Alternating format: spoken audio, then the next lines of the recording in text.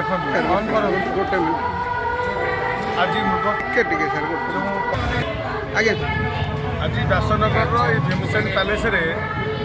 मृगतंद्रा पत्रिका जहाँकि एक साहित्य धर्मी मासिक पत्रिका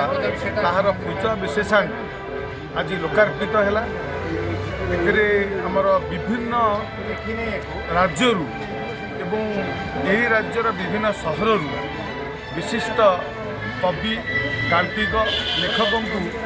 मृगतंद्रा संबर्धित कले सम्मानित कले आउ